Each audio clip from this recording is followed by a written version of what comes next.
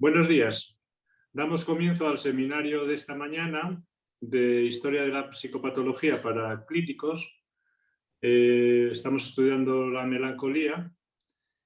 Hemos visto algunos textos importantes, entre ellos Robert Barton o otro de Rafael Huerta sobre asuntos como el pecado, etcétera, etcétera, en las obsesiones y en la melancolía. Y en esta ocasión, antes de cerrar el ciclo dedicado a la melancolía, que será el próximo día, contamos con la presencia de un invitado especial, ¿verdad? Tan especial como que es probablemente el autor, Carlos Fernández, ¿verdad? Que es la última persona que ha escrito un libro sobre la melancolía. Con razón, entonces, para invitarlo al seminario a que nos explique su punto de vista sobre la melancolía y lo que él nos plantea en el libro, sobre todo a partir de la perspectiva que él tiene de la transmisión generacional y la melancolía. Bueno, os lo presento muy brevemente porque no se trata de una conferencia, sino más bien de que él nos exponga sus ideas y después podamos dialogar con él.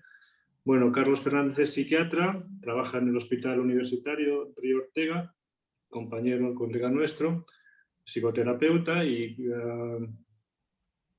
colabora, es una de las personas con las que trabajamos en la unidad de psicoterapia especializada como terapeuta. Y bueno, le agradecemos mucho que nos dedique haya cerrado su agenda y dedicado algo a compartir con los residentes y con todas las personas del máster algo de su reflexión, y le damos la palabra y después ya dialogaremos con él acerca de sus puntos de vista y lo que hemos estado enseñando nosotros. Carlos, muchas gracias por tu participación y explícanos un poco algo de lo que planteas en este libro, en este libro excelente, ¿verdad? En toda la revisión que das y en el aporte original que tú haces con respecto a la transmisión generacional. ¿Te parece? Claro. Muchas gracias, Carlos.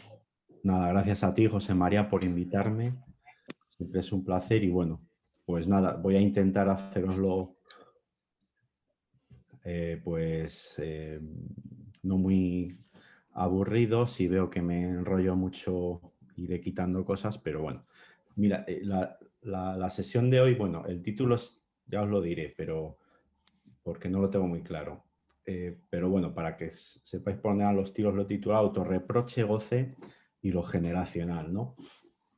Bueno, los que me habéis escuchado alguna vez, pues siempre me repito un poco en lo mismo, pero bueno, siempre intento también darle una visión distinta. Y este lunes se me ocurrió de qué hablaros hoy, ¿no? Aunque haya cosas que ya digo, si me habéis escuchado la sabéis ya, os va a sonar, pero se me ocurrió algo que nos puede hacer pensar, desde luego sin pensar que esta es la causa de la melancolía, ni que ni siquiera funcione así, pero sí que nos puede hacer pensar y vislumbrar cómo el autorreproche se comporta como un síntoma nuclear de la melancolía. Para Freud era esencial, ¿no?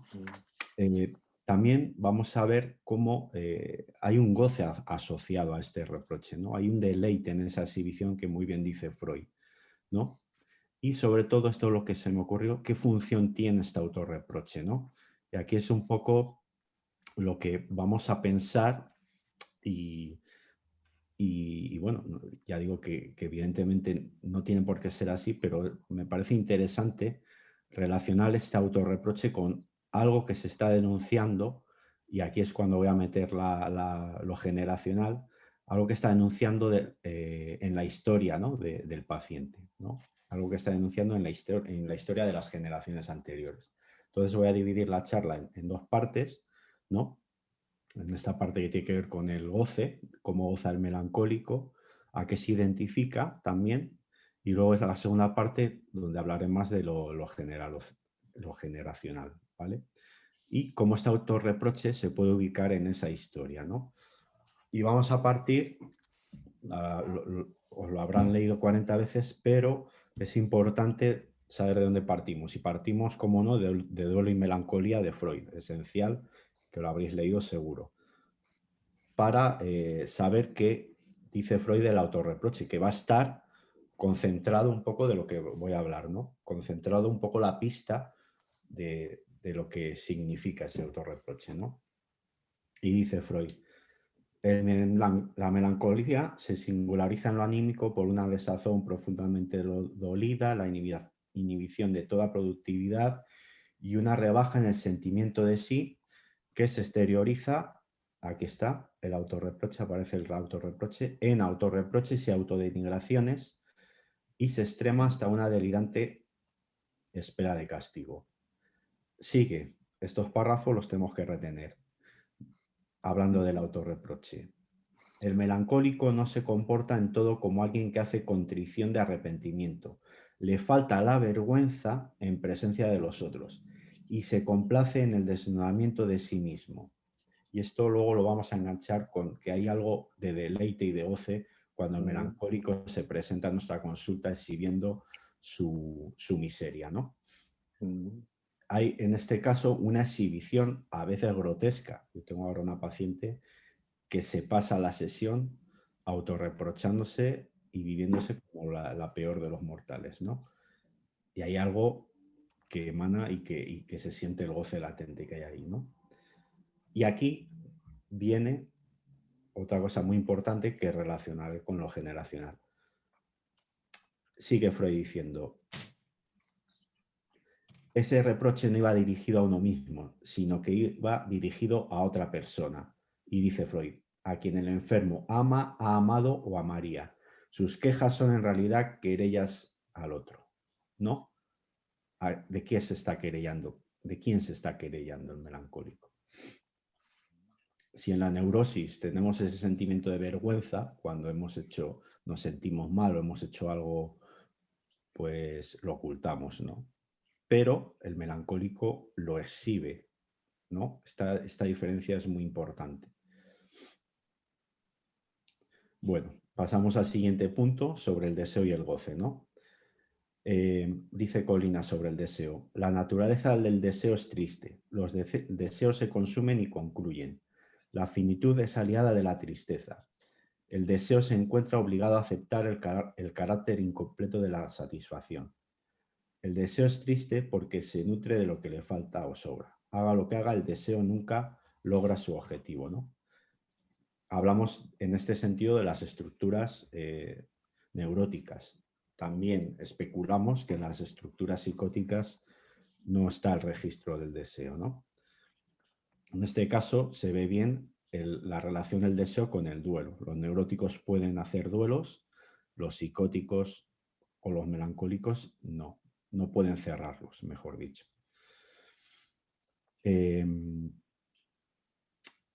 Lacan articula el deseo siempre con la falta, ¿no?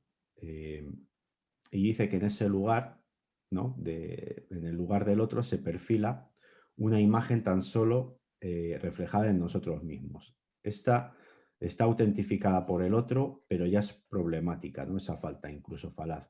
Esta imagen se caracteriza por una falta, o sea, lo que en ella se evoca no puede aparecer ahí. Dicha imagen orienta y polariza el deseo, ¿no? Digamos que esa falta en ser, ese sujeto barrado, es el resultado de la salida del Edipo en los neuróticos, con la renuncia a la omnipotencia y la posibilidad de desear. Y sigue diciendo Lacan, aquello ante lo que recula el neurótico no es la castración, sino que hace de la castración lo que le falta al otro. Hace de su castración algo positivo. Y habla del exceso de presencia, o sea, la ausencia de falta, lo que tapona el deseo, ¿no? Sigue diciendo Lacan, lo que provoca la angustia es lo que nos anuncia. La posibilidad de la ausencia es la seguridad de la presencia. Lo más angustiante para el niño se produce precisamente cuando la relación sobre la cual él se instituye, la de la falta que produce deseo, es perturbada. Y esta es perturbada al máximo cuando no hay posibilidad de falta, cuando tiene a la madre siempre encima limpiándole el culo, ¿no? En el caso de la psicosis, en el caso de la melancolía, nombrarla como la psicosis del deseo, ¿no? Como dice José María, habría que preguntarse si es exceso, ¿no? Es exceso de nada. porque podemos presuponer que ese abandono, ese sentimiento de desamor que el melancólico siente,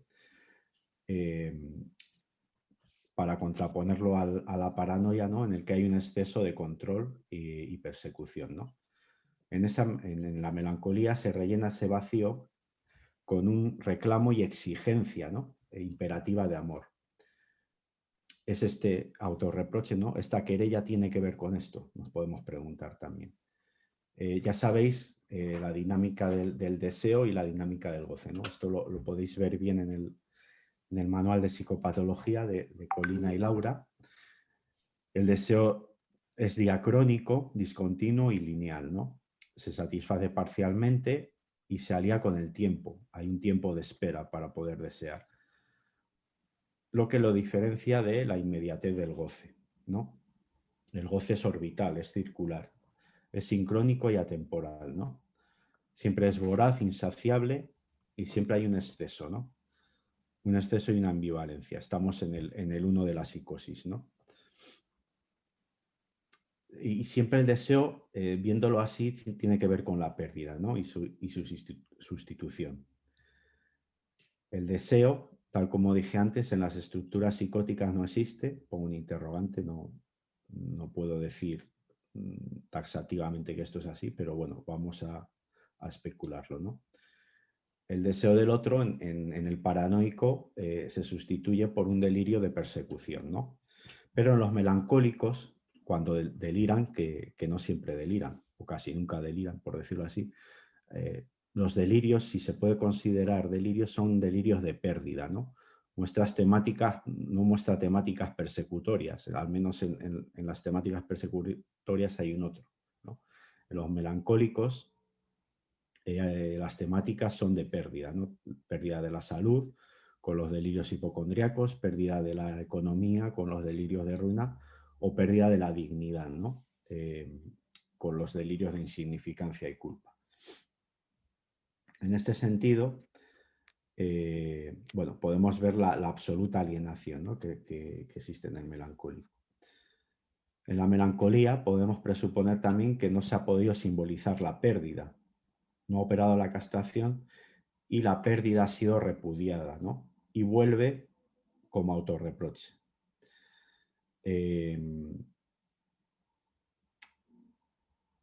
A diferencia, esto lo dice también bien José María, ¿no? Cuando el melancólico tiene la certeza de ser culpable, ¿no?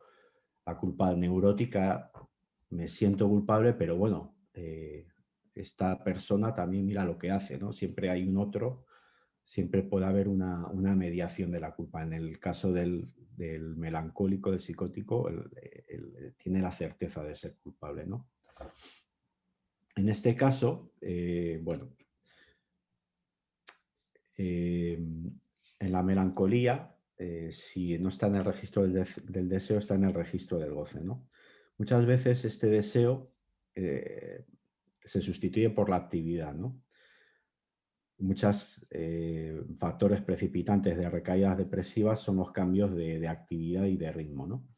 En los periodos de inactividad es cuando el melancólico se deprime, ¿no? Porque falta ese ritmo que hacía que estuviera un poco aferrado a la vida. Y también está el sentido que da la actividad, el melancólico, ¿no? Esto es importante. También se parece en esto un poco al obsesivo, pero bueno, evidentemente el melancólico está en el registro de la psicosis, ¿no? Es de hacer las cosas siempre como un deber, ¿no? Así se sienten bien. No son capaces de hacer las cosas porque se desean. ¿Por qué hacen esto? Para no crear deudas, ¿no?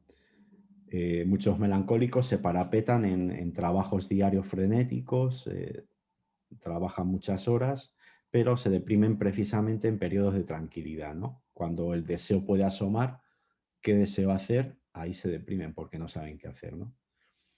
Si el motor del neurótico es el deseo, el motor del melancólico puede ser esta actividad un poco carente de deseo, ¿no? Para evitar así detenerse, que es la naturaleza del melancólico, ¿no? Pararse en la inermidad y en la eternidad perpetua, ¿no? los síntomas obsesivos que muchas veces rodean al melancólico también sirven para eso, ¿no? Tienen esa función de marcar un ritmo determinado, repetitivo y rígido para no tener que, digamos, establecer un marco espacio-temporal para que el melancólico no se pare, ¿no? Y no se derrumbe. Como decía, si está el melancólico fuera del registro del deseo, nos movemos en el goce, ¿no? Que es el lugar de la pulsión de muerte. Hay distintas maneras de gozar, ¿no? Bueno, el paso al acto suicida, evidentemente no se puede considerar una manera de gozar, pero es un paso al acto brutal donde el melancólico actúa algo que suele ser a hechos consumados, ¿no? Si pensamos esto sin evidentemente tener un carácter moralista sobre el suicidio, no van por ahí los tiros, pero tenemos que pensar el poco cuidado que a veces pone el melancólico con el otro, ¿no? Cuando se suicida, ¿no? Cuando la familia puede encontrar al melancólico colgado de la barra de tal o suicidado, pues esto nos tiene que hacer pensar, ¿no? A quién va dirigido este suicidio. No tiene por qué ir dirigido a nadie, pero bueno, a veces tenemos que pensar, ¿no? Sobre esto. El goce también se manifiesta quizá por el síntoma más específico que decía de la melancolía, ¿no? Que es el autorreproche. A veces, si tenéis oportunidad en la clínica, veréis ese deleite en la exhibición de ese autorreproche, ¿no? Cuando repetidamente el melancólico te cuenta lo indigno que es, ¿no? Esa falta de vergüenza.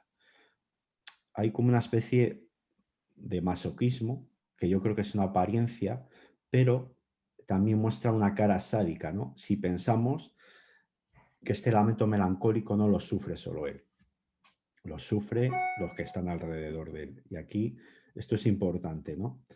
El otro parece que está ausente, pero está demasiado presente, ¿no? Porque asiste impotente al sufrimiento hermético y autista de la tristeza, ¿no?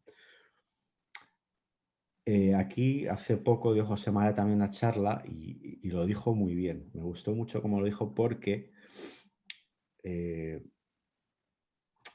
salpica, o sea, el melancólico no es, o sea, está metido en sí mismo, es aparente, o sea, se daña a sí mismo, pero salpica a todo su entorno. Al entorno, digamos, familiar, si tiene familia en este caso, o al entorno más próximo, ¿no? No sé cómo decirlo, no delira con el vecino. O sea, hay una especie de salpicar cerca, ¿no? Y también es importante porque el melancólico mantiene relaciones muy narcisistas, ¿no? En las que se fusiona, se pega al otro, ¿no? Entonces, ese autorreproche hace sufrir mucho a los que están alrededor, ¿no? Y otra forma en la que el goce se manifiesta de manera mucho más ruidosa es en la manía, ¿no? En la manía, en cuántas manías se habrán separado, cuántos proyectos y ruinas económicas habrán sucedido, cuántas separaciones, cuántas destrucciones, ¿no? En este furor maníaco, ¿no? Ahí sí que salpica a los de cerca, pero de una manera destructiva, ¿no?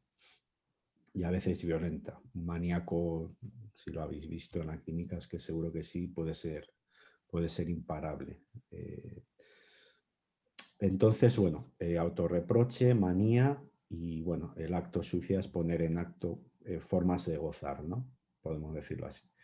Segunda cuestión, ¿no? La identificación. No voy a hablar del objeto A, que ya sabéis, pero bueno, algo diré para poder entender esta identificación del objeto A, ¿no? Perdón, del melancólico al objeto A, ¿no? A lo largo de su obra, Lacan lo conceptualiza como objeto de causa de deseo. O sea, digamos que el objeto A es un objeto dual, ¿no? Una parte vital y otra triste, ¿no? Podemos decir que tiene. como he dicho, objeto causa del deseo, pero también objeto, es el objeto que cae, ¿no? El resto. El resto que se pierde después de la operación significante sobre la cosa, ¿no? La cosa es un concepto freudiano, ¿no? Lo dice muy bien en Proyecto de Psicología para Neurólogos, y dice sobre la cosa como sinónimo de objeto perdido que da la razón del deseo y subsiste como marca de nostalgia de reencuentros imposibles. Eso que se perdió y nunca volverá, también podemos pensarlo como esa nostalgia constante del melancólico hacia lo que se perdió o lo que no pudo ser, ¿no? Siempre está en el pasado el melancólico. Es eso que se pierde, bueno, a nivel evolutivo, eso que completa el primer objeto que se pierde, que es el pecho materno, ¿no? Que empieza a faltar para bueno, salir de esa completud y esa omnipotencia, ¿no?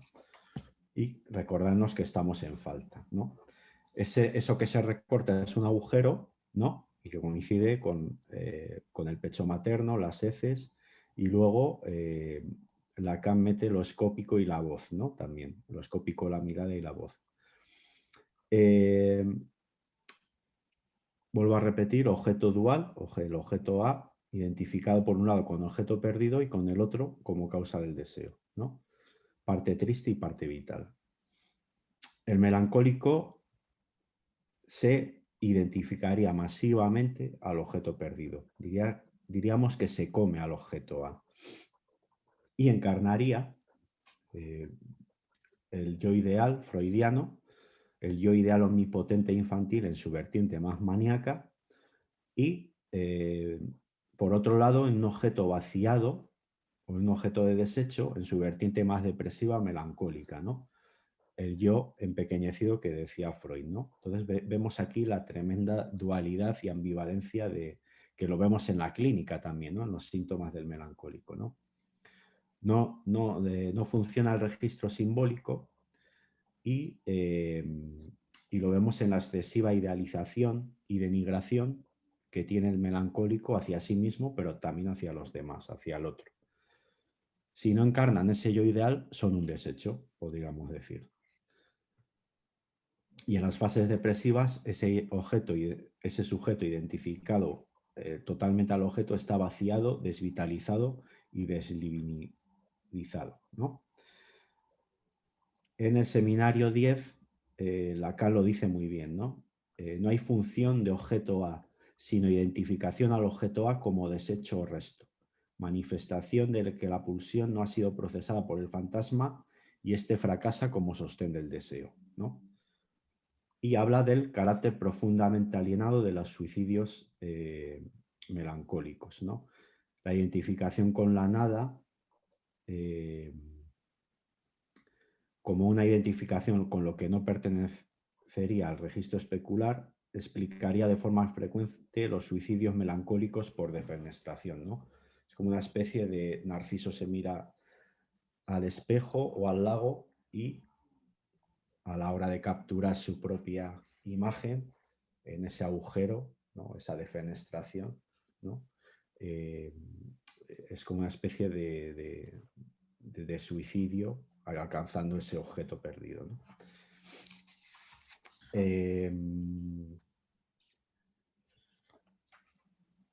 Bueno, pasamos a la segunda parte sobre lo generacional y nos vamos a hacer una pregunta, ¿no? Para poder enlazar esta identificación al objeto perdido, ¿no? Y este autorreproche. Pregunto, no afirmo. Es mejor preguntar que no afirmar, que luego nos dicen que decimos barbaridades. ¿Es el autorreproche una querella al otro ubicado en el entramado familiar o en la historia del paciente? ¿Hay una función en ese autorreproche de denuncia, de saldar deudas, de poner palabras a un vacío que se ha creado, ¿no? Un vacío que veremos luego que tiene que ver con el trauma, ¿no? Vemos que lo generacional y el papel de la transmisión para encontrar un lugar propio o un lugar de sujeto y un lugar en el deseo del otro es esencial, ¿no? Veremos que en la melancolía, cuando el deseo desfallece,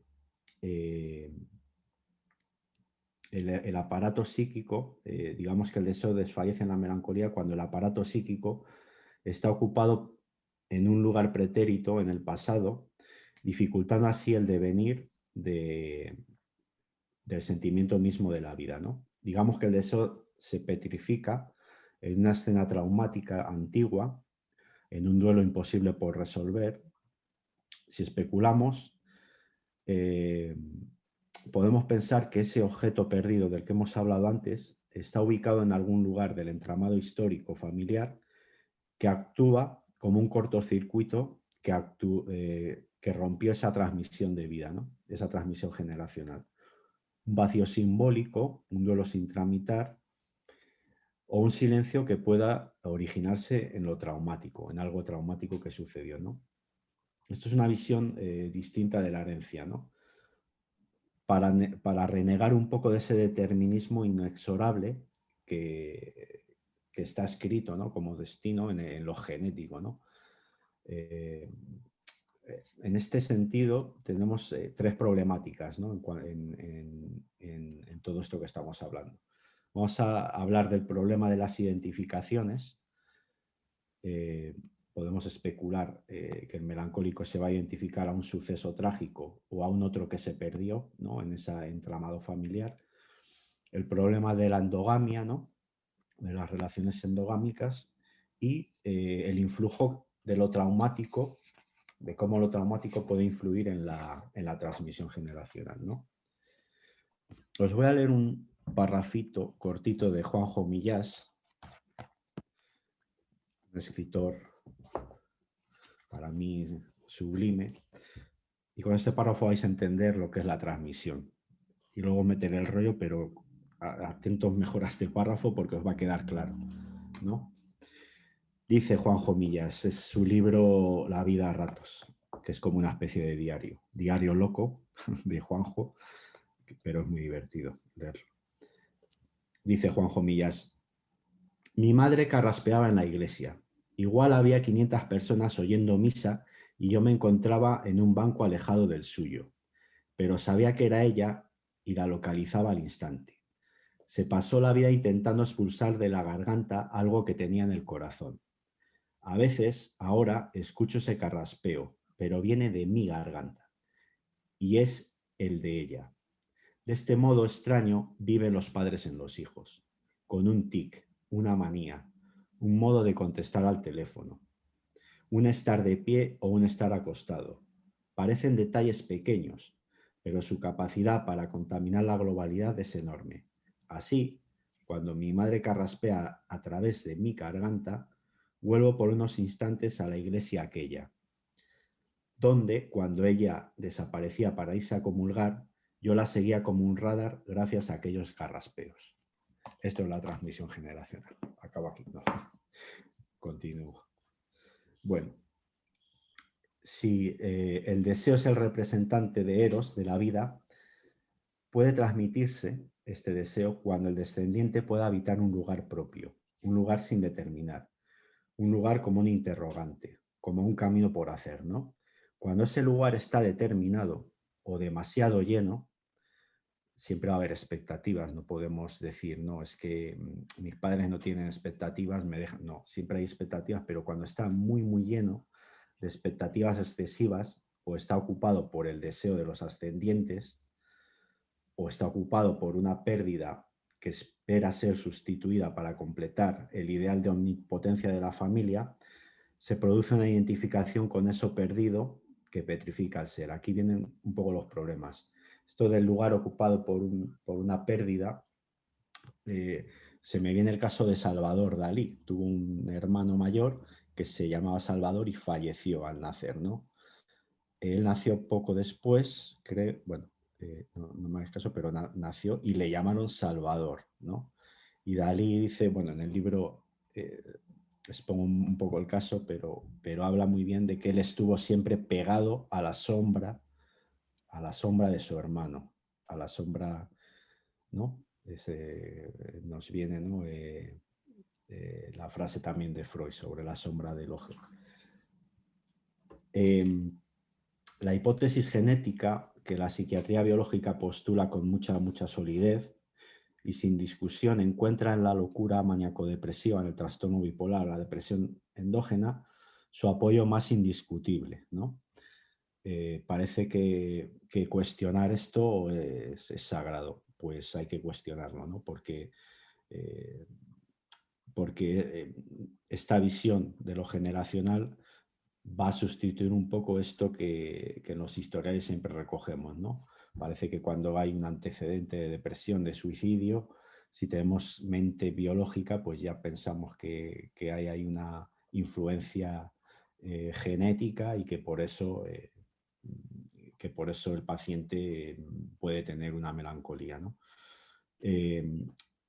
Sin darnos cuenta que nos estamos quedando con la parte corporal, ¿no? Como si el gen fuera algo que se transmite, ¿no? Se contagia, y obviando la psique, la historia individual y los vínculos con el otro, ¿no?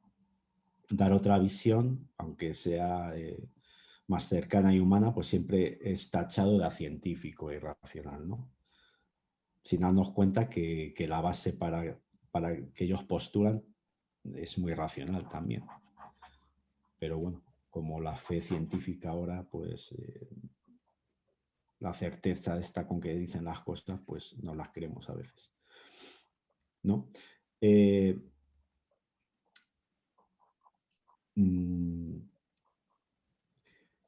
Esta transmisión generacional, podemos pensar que el melancólico se identifica con ciertos eventos o traumas y tragedias que de manera inconsciente, bueno, han quedado ahí sin elaborar y trabajar, y esta identificación es la que produce todos los efectos psíquicos, ¿no? Me baso, como ya sabéis, en el concepto de las 3 generaciones, ¿no? Abuelos, padres e hijos. El concepto de familia endogámica, que está anclada en lo rural, que es la familia de nuestros abuelos, ¿no? Incluso la de nuestros padres, y el concepto de trauma, ¿no? Para entender esta transmisión generacional, tenemos que aludir y volver otra vez a Freud, ¿no? Hablando sobre esta transmisión y sobre el narcisismo, ¿no? Dice Freud acertadamente: considerando la actitud de los padres cariñosos con respecto a sus hijos, hemos de ver en ella una reviviscencia y una reproducción del propio narcisismo, abandonado mucho tiempo a. La hiperestimación domina esta relación afectiva. Se atribuyen al niño todas las perfecciones y se niegan o se olvidan todos los defectos. Pero existe también la tendencia a suspender para el niño todas las conquistas culturales, cuyo reconocimiento hemos tenido que imponer a nuestro narcisismo, y a renovar para él privilegios renunciados hace mucho tiempo.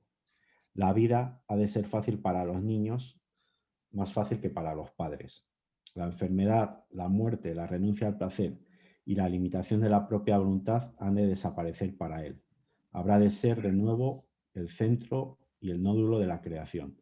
His Majesty the Baby, ¿no? Lo plantea Freud así.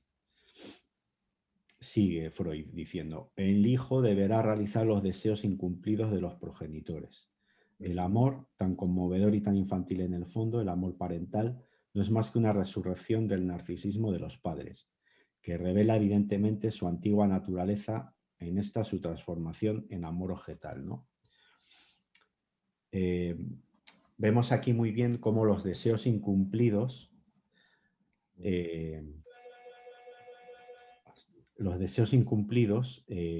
pueden transmitirse a las distintas generaciones, ¿no?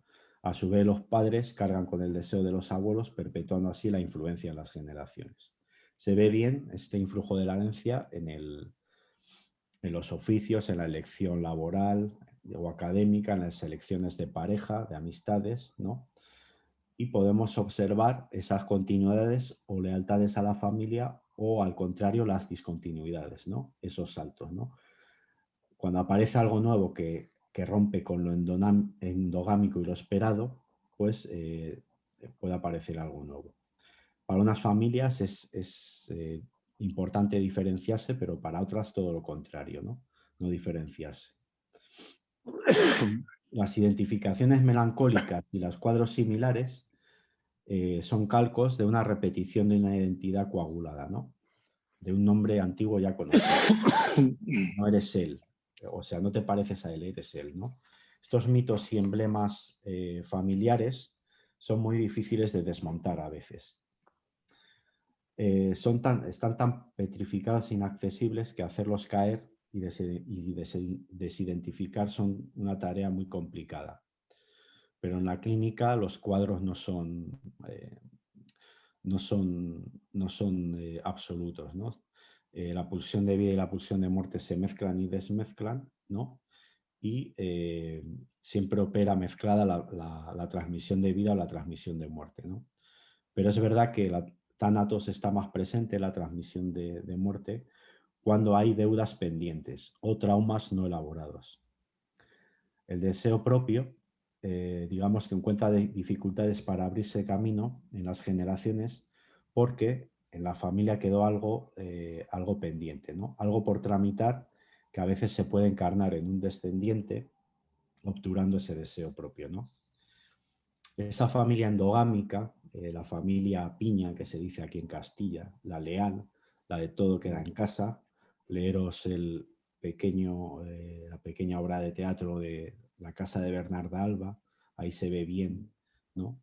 Cómo ese ambiente endogámico en una casa en duelo, ¿no? Con todas las hijas y con Bernarda Alba como gran matriarca, vemos cómo puede ser ese tipo de familia tan familiar, ¿no? Esa familia en lo rural tan familiar para nosotros, ¿no? En España. Es la familia del patriarcado, ¿no? En la que la mujer tiene un papel de solo madre, en la que solo le queda retener a sus hijos a su lado, ¿no? Esta es la generación, lo llaman en sociología la generación silenciosa, la generación de nuestros abuelos y la de otros países también. ¿Por qué se llamaba generación silenciosa? Porque estaban muy habituados a acatar la ley del patriarcado, ¿no? Los papeles estaban muy concretados, ¿no? Lo que era un padre, lo que era una madre y a qué se tenían que dedicar, ¿no? En este estilo, en estas familias, en este estilo de familia, es muy difícil perder algo, ¿no? Se ve muy bien cuando los hijos se van de casa, ¿no? El síndrome del nido familiar. Y se parecen aquí al melancólico, ¿no? Que no pueden perder, los melancólicos no pueden perder nada, ¿no? El melancólico siempre se queja de que le falta algo, pero no es esa falta la que causa su desvitalización, ¿no? Es precisamente no poder tolerar que le falte algo, ¿no? No poder tolerar esa imperfección y esa incompletud. Pero, por otro lado, y es verdad, al melancólico le falta precisamente el sentimiento mismo de la vida. Sí. Porque se lamenta de la nostalgia de lo que pudo ser y no fue, ¿no? De lo que se perdió por el camino. Respecto a la transmisión de lo traumático a través de las 3 generaciones, siempre me gusta también hablar de un autor que lo dice muy bien, ¿no? Y muy fácil, que es Cicerón, ¿no? Dice lo que no se dice en una primera generación, lo que se calla, pues por vergüenza, por culpa, porque el suceso es difícil de elaborar, no se nombra en la segunda, ¿no? Y no se piensa en la tercera. Aquí el concepto de trauma nos viene muy bien para ubicar esto, ¿no? Ya que los hechos traumáticos son muy difíciles de tramitar y se tienden a silenciar y a ocultar, ¿no? Aquí viene un poco el concepto y la dinámica del secreto familiar, de secretos en la familia que actúan como digamos, cortocircuitos o bolsas de vacío que rompen, digamos, esa cadena significante, esa cadena en la transmisión generacional, ¿no? En la segunda generación, bueno, la primera se sabía lo que pasaba, pero no se decía, se callaba, pero se sabía claramente lo que pasaba, por eso había un afecto acorde, ¿no? O sea, la familia estaba triste, pero se silenciaba, ¿no? Sabían por lo que estaban tristes. Ya en la segunda generación hay una distancia mayor, ¿no? Afectiva. Ya no se puede nombrar, porque eso que se silenció, la segunda generación no lo nombra, pero se puede presentir. Aquí hay algo, no se sabe claramente, pero aquí hay algo gordo que no se, que no se puede nombrar, ¿no? Y ya la tercera generación más alejada de este suceso, ya ni siquiera se puede pensar, ¿no? Y es cuando ya sabemos que lo que no se piensa se actúa, o yo diría que se encarna, ¿no? Y es en esta tercera generación cuando puede aparecer los síntomas, ¿no? Presuponemos que puede aparecer un síntoma adictivo, psicosomático o melancólico, ¿no? O melancólico o un delirio incluso, ¿no?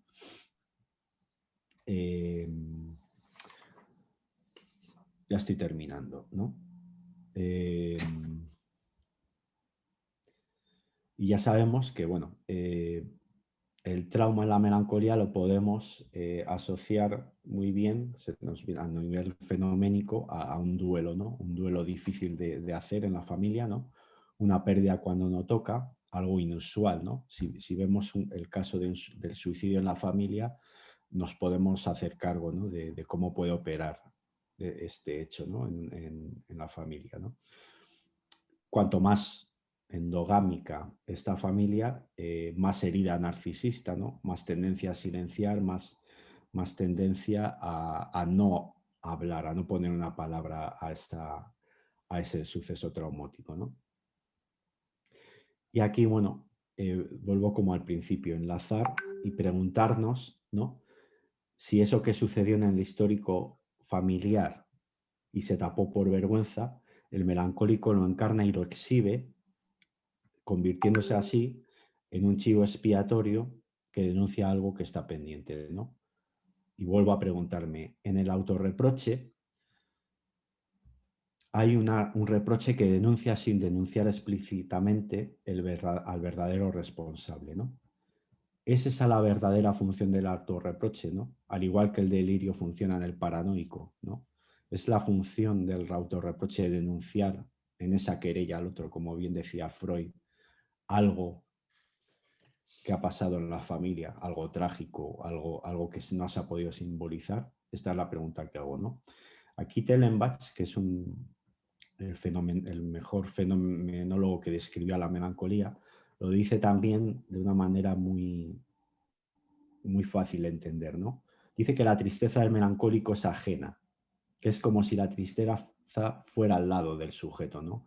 No hay una interiorización de esa tristeza y el sujeto no la siente como propia. Entonces nos tenemos que preguntar de quién es esa tristeza, ¿no? Si es ajena, ¿quién se está poniendo triste? Lo podemos buscar en generaciones anteriores, ¿no? Y este carácter, esta función del autorreproche viene a proteger, aparte de denunciar, viene a cerrar algo de lo traumático del pasado, ¿no? Está poniendo una palabra donde antes había silencio.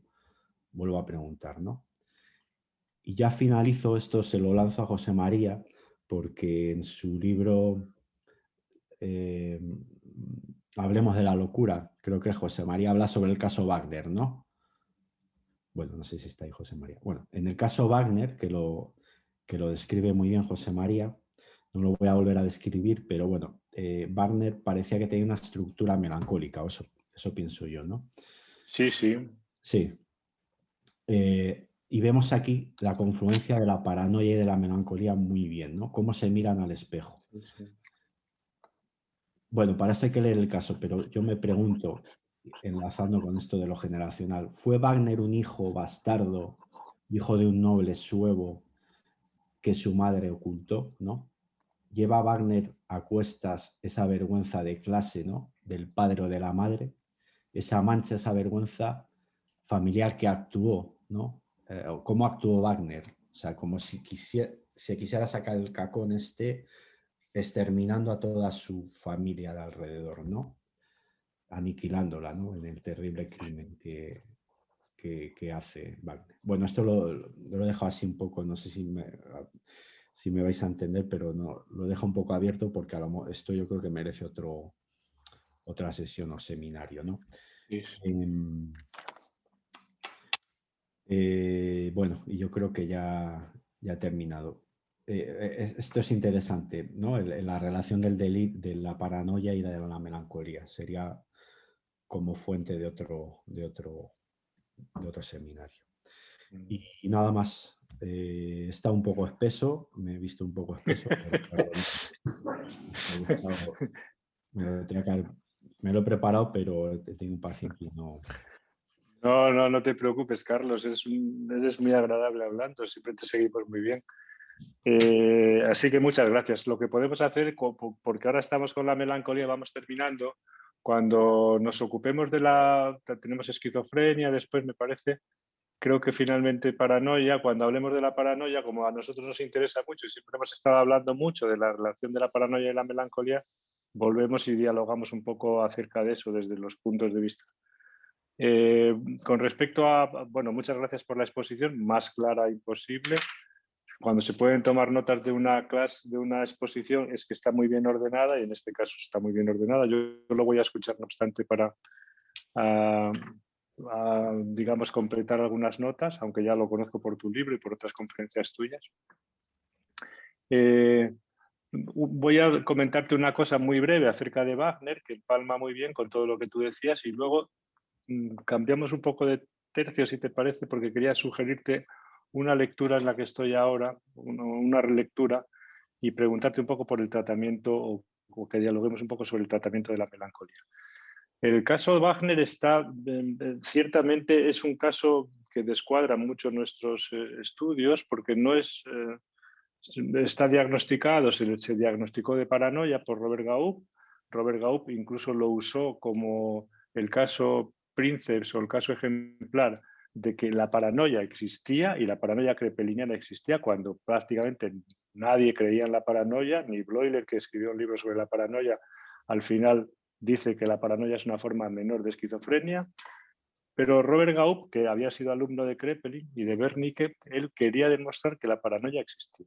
Y este era su caso ejemplar y por tanto lo presentó como un delirio paranoico. Cargó, por tanto, toda su artillería para defender a la paranoia, pero si Wagner lo leemos de otra manera, también vemos el sustrato melancólico.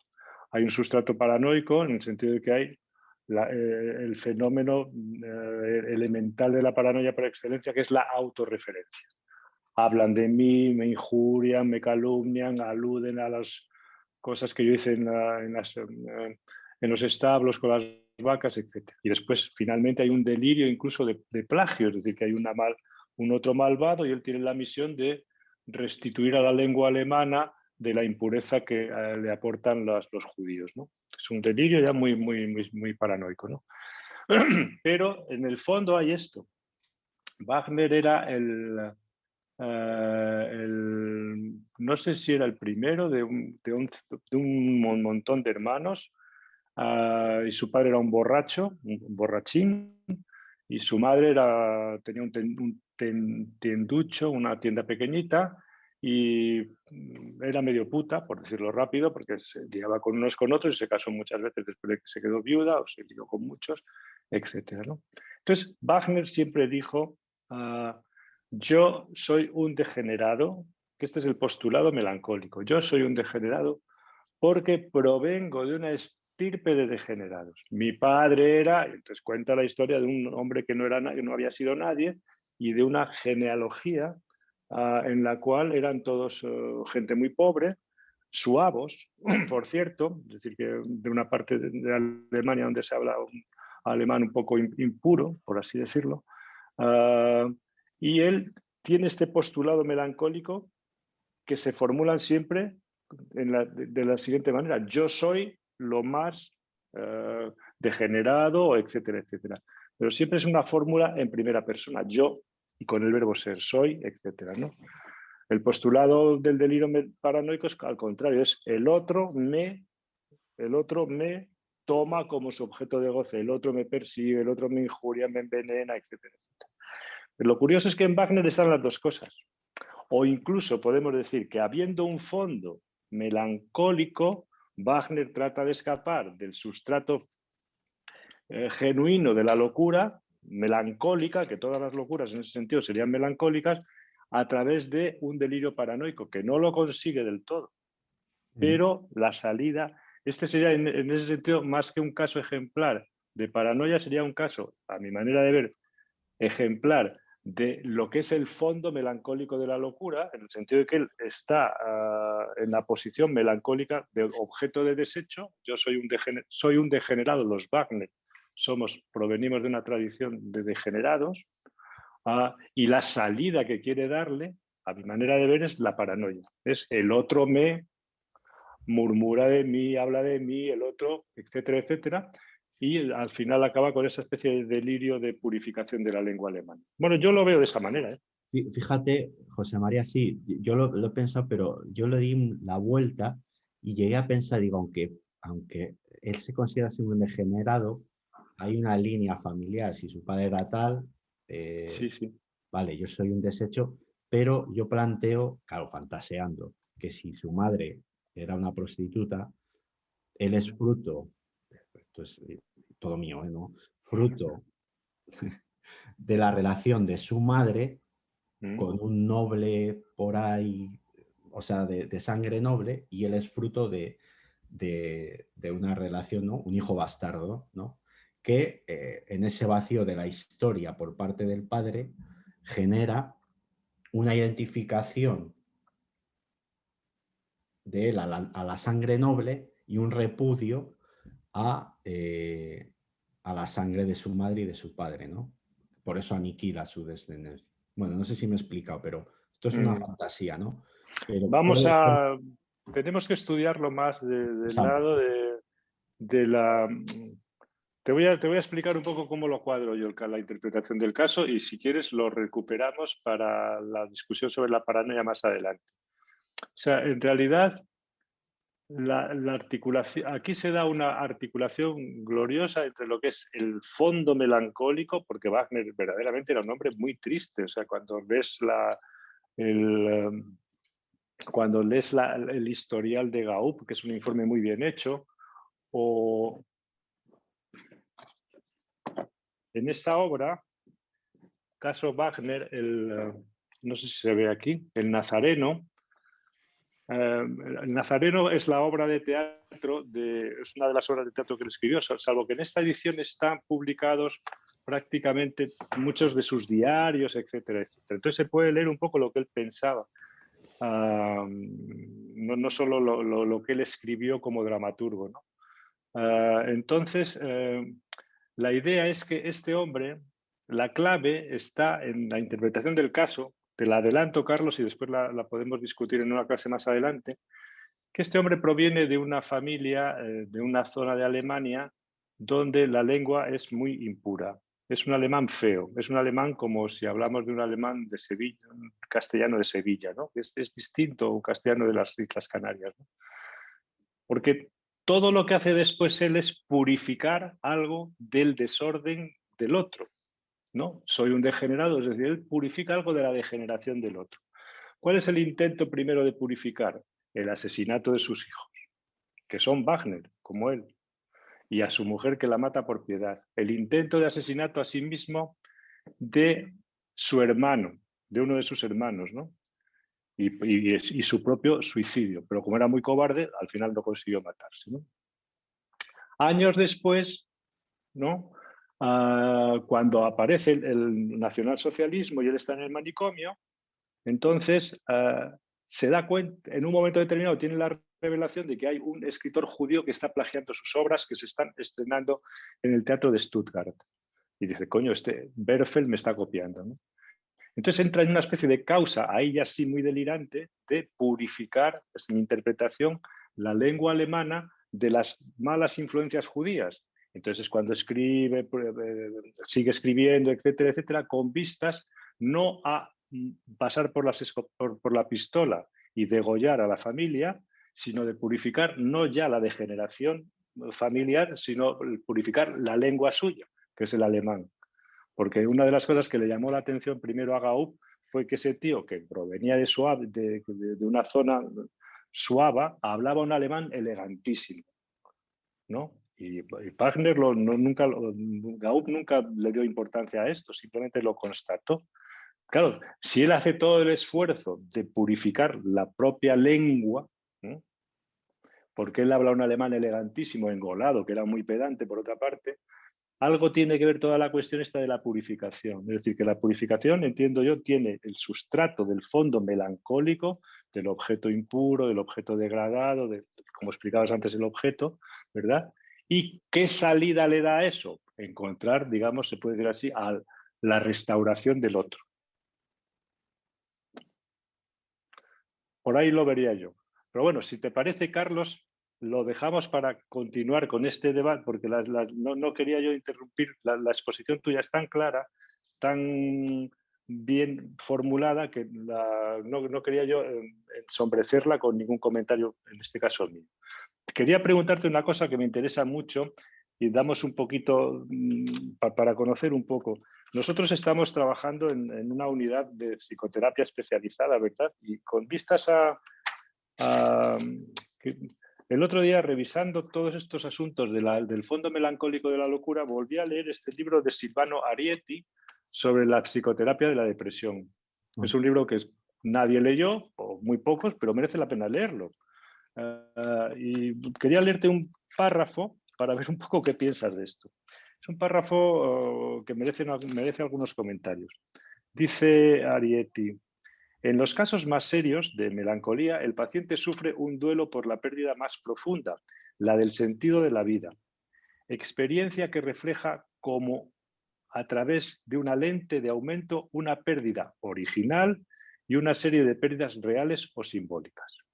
En realidad, continúa más adelante Arietti, la depresión intensa que acompaña a esta aparente conclusión revela el apego y el amor del paciente por la vida y su íntima convicción de que ésta tiene sentido y vale la pena de ser vivida. Hay, por lo tanto, algo psicológicamente positivo aún en la depresión más profunda. Bueno, quería simplemente leértelo para que lo comentaras si quieres, puesto que es verdad que lo que vemos en la...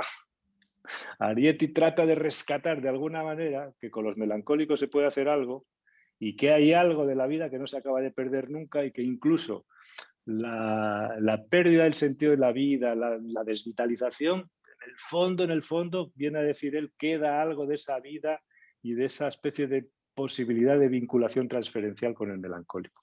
¿Cómo lo ves el párrafo este que te... No sé, yo, claro, una melancolía absoluta evidentemente no existe. O sea, siempre hablamos para entendernos. Entonces, yo aquí lo veo también igual. O sea, siempre hay algo que se puede conectar en la vida, incluso del melancólico.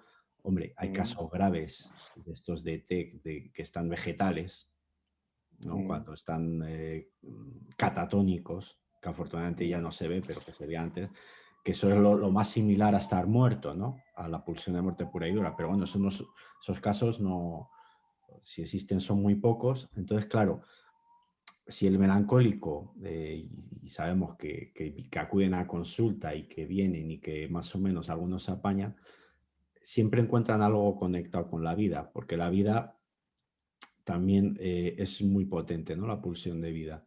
Entonces, claro, visto desde esta perspectiva, pues es una perspectiva positiva, ¿no? Y esperanzadora, porque es verdad, o sea, es verdad, como tú bien dices en Melancólico, que no hay que desfallecer y a veces la transferencia es muy complicada, ¿no?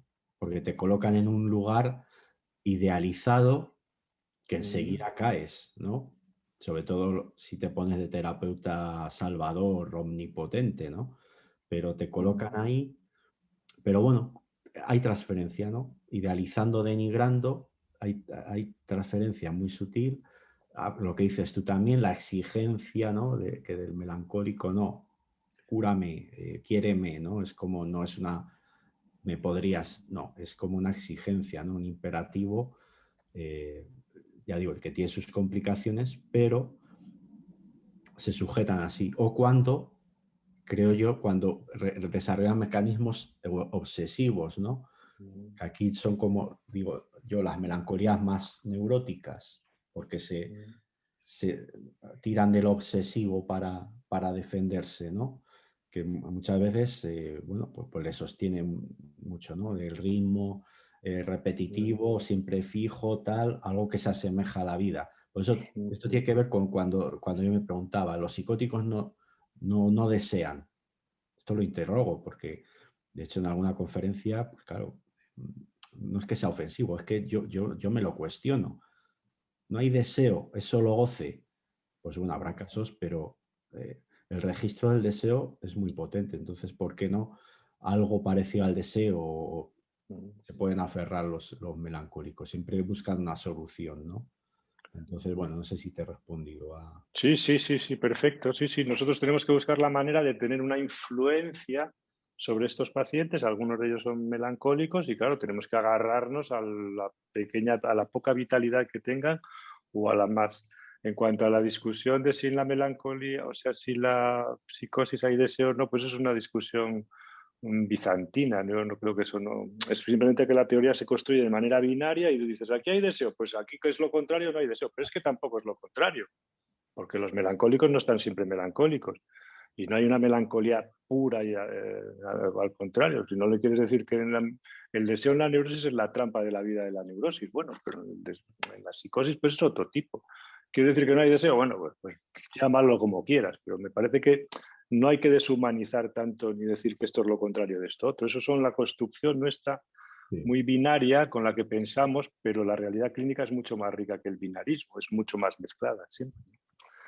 Carlos, muchas gracias. ¿Te apetece entonces que más adelante volvamos y recojamos un poco desde el lado de la paranoia otra vez el asunto este del fondo melancólico o de las relaciones de la paranoia y la melancolía? Bien, tema interesante, sí. Me Vale, apetece. pues te lo agradecemos todos. Yo te lo transmito en nombre de los alumnos del máster y de los residentes del hospital.